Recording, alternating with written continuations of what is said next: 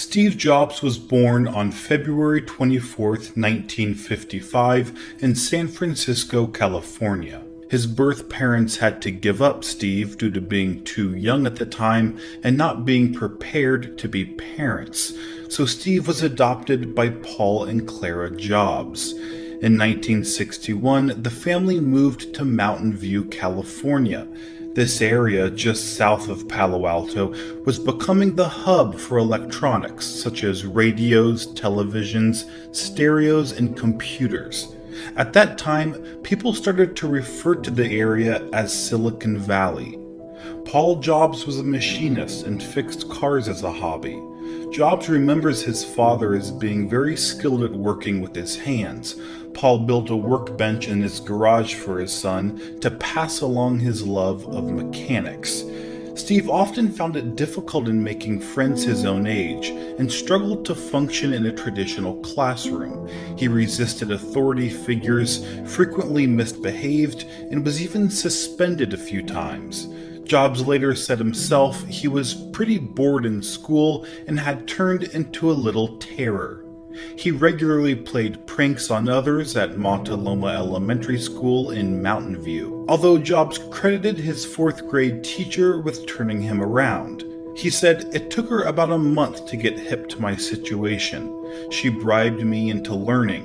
She would say, 'I really want you to finish this workbook. I'll give you $5 if you finish it.'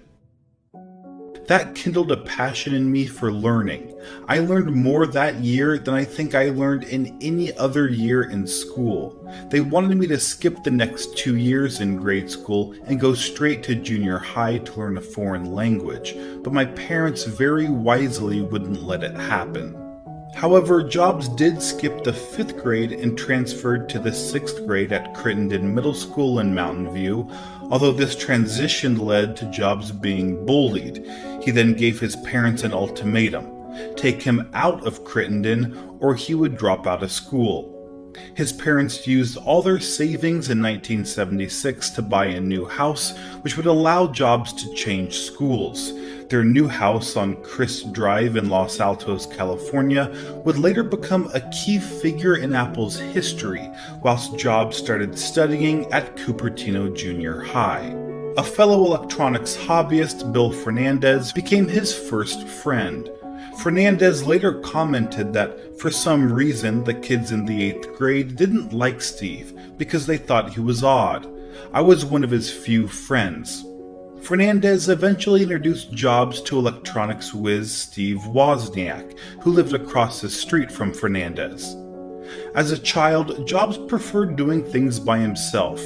He swam competitively, but was not interested in team sports or other group activities. He spent a lot of time working in the garage workshop of a neighbor who worked at Hewlett-Packard, an electronics manufacturer. Jobs also enrolled in the Hewlett-Packard Explorer Club, where he saw engineers demonstrate new products, and he saw his first computer at the age of 12. He was impressed and knew immediately that he wanted to work with computers. While in high school, Jobs attended lectures at the Hewlett-Packard plant. On one occasion, he boldly asked William Hewlett, the president, for some parts he needed to complete a class project. Hewlett was impressed. He gave Jobs the parts and offered him a summer internship at Hewlett-Packard.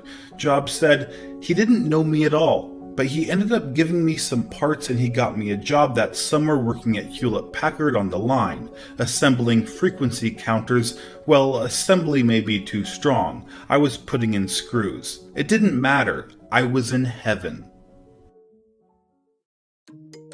The location of the Los Altos home meant that Jobs would be able to attend nearby Homestead High School, which had strong ties to Silicon Valley. He began his first year there in late 1968. During mid-1970, Steve went through a period of change. He said, "I got stoned for the first time. I discovered Shakespeare, Dylan Thomas, and all that classic stuff. I read Moby Dick and went back as a junior taking creative writing classes." From that point, Jobs developed 2 different circles of friends, those involved in electronics and engineering, and those interested in art and literature. These dual interests were especially reflected during Jobs' senior year, as his best friends were Steve Wozniak and his girlfriend, the artistic Homestead Jr., Chris-Ann Brennan. He was described by a Homestead classmate as kind of a brain and kind of a hippie, but he never fit into either group. He was smart enough to be a nerd, but wasn't nerdy, and he was too intellectual for the hippies, who just wanted to get wasted all the time. He was kind of an outsider. In high school, everything revolved around what group you were in, and if you weren't in a carefully defined group, you weren't anybody. He was an individual, in a world where individuality was suspect. Paul and Clara Jobs had made a pledge when they adopted Steve that they would send him to college, so they had worked hard and saved dutifully for his college fund, which was modest but adequate by the time he graduated. However, Jobs, becoming even more willful-minded, did not make it easy. At first, he toyed with not going to college at all. "I think I might have headed to New York if I didn't go to college," he said. When his parents pushed him to go to college, he responded in a passive-aggressive way. He didn't consider state schools such as Berkeley, where Steve Wozniak was, despite that they were more affordable. Nor did he look at Stanford, just up the road and likely to offer a scholarship. "The kids who went to Stanford, they already knew what they wanted to do," he said. "They weren't really artistic. I wanted something that was more artistic and interesting." So instead, he insisted on applying only to Reed College, a private liberal arts school in Portland, Oregon, that was one of the most expensive in the nation. He was visiting Steve Wozniak at Berkeley when his father called to say an acceptance letter had arrived from Reed, but he tried to talk Steve out of going there. So did his mother. It was more than they could afford. But similarly, their son responded with an ultimatum. If he couldn't go to Reed, he wouldn't go anywhere. So they relented as usual. Reed was known for its free-spirited hippie lifestyle, which combined somewhat uneasily with its rigorous academic standards. Steve enrolled at Reed to study physics and philosophy. Chris-Ann Brennan remained involved with Jobs while he was at Reed. However, Steve soon decided to drop out of Reed College. He liked being there, however, he didn't enjoy having to attend the required classes, although Jobs continued to go to classes he enjoyed, like calligraphy. During that time, the relationship between Jobs and Brennan broke down. In a 2005 commencement speech at Stanford University, Jobs stated that during this period he slept on the floor in friends' dorm rooms, returned Coke bottles for food money, and got weekly free meals at the local Hare Krishna temple. In that same speech, Jobs said, "If I'd never dropped in on that single calligraphy course in college, the Mac would have never had multiple typefaces or proportionally spaced fonts." In 1972, Wozniak had designed a low-cost digital blue box to generate the necessary tones to manipulate the telephone network, allowing free long-distance calls. Jobs decided that they could make money selling it. The two stopped making the boxes after they were nearly caught by police. Despite giving up on the venture, they reportedly made about $6,000 selling the blue boxes. Jobs said that if not for the blue boxes, there would have been no Apple, and that it showed them they could take on large companies and beat them. In mid-1973, when Jobs was 18, he moved back to the San Francisco area and began renting his own apartment. Brennan and Jobs' relationship was complicated by this stage. Jobs hitchhiked and worked around the West Coast, and Brennan would occasionally join him. Brennan wrote this in her diary: "Little by little, Steve and I separated, but we were never able to fully let go. We never talked about breaking up or going our separate ways, and we didn't have that conversation where one person says it's over." They continued to grow apart, but Jobs would still seek her out and visit her while she was working in a health food store or as a live-in babysitter. In 1973, Steve Wozniak designed his own version of the classic video game Pong. After finishing it, Wozniak gave the board to Jobs, who then took the game down to Atari in Los Gatos. Atari thought that Jobs had built it and gave him a job as a technician. Later, Atari's co-founder said, "The truth is that very few companies would hire Steve, even today. Why? Because he was an outlier. To most potential employers, he just seemed like a jerk in bad clothing. Steve was difficult but valuable. He was very often the smartest guy in the room, and he would let people know that."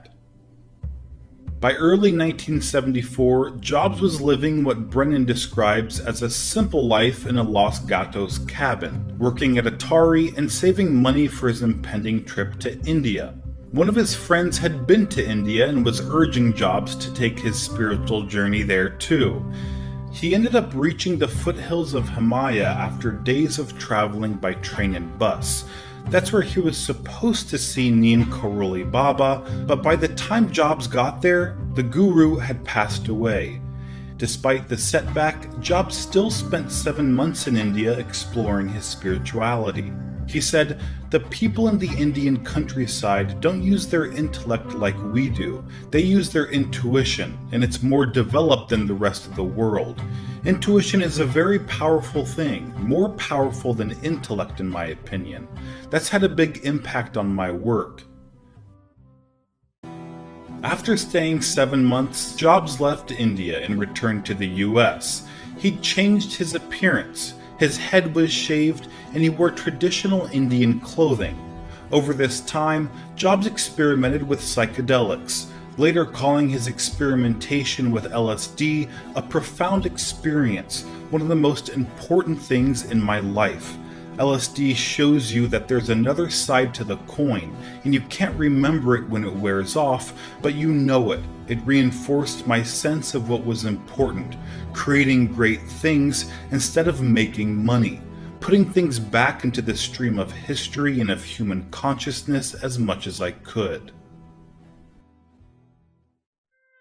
Jobs and Brennan both became practitioners of Zen Buddhism. Jobs was living with his parents again in their backyard tool shed, which he had converted into a bedroom with a sleeping bag, mat, books, a candle, and a meditation pillow. He considered taking up monastic residence in Japan and maintained a lifelong appreciation for Zen. Jobs would later say that people around him who didn't share his counterculture roots couldn't fully relate to his thinking. Jobs then returned to Atari and was assigned to create a circuit board for the arcade video game Breakout. According to Bushnell, Atari offered $100 for each TTL chip that was eliminated in the machine. Jobs himself had very little knowledge of circuit board design and made a deal with Wozniak to split the fee evenly between them if he could minimize the number of chips. Much to the amazement of Atari engineers, Wozniak reduced the TTL chip count from 96 to 46, a design so tightly integrated that it was impossible to reproduce on an assembly line. According to Wozniak, Jobs told him that Atari gave him only $700 instead of the $5,000 paid out, and that Wozniak's share was thus $350. It was only later that Wozniak found out about this, to which he said, I cried quite a bit when I read that in a book." It was around this time that Jobs and Wozniak attended meetings of the Homebrew Computer Club in 1975, which was a stepping stone to the development and marketing of the first Apple computer.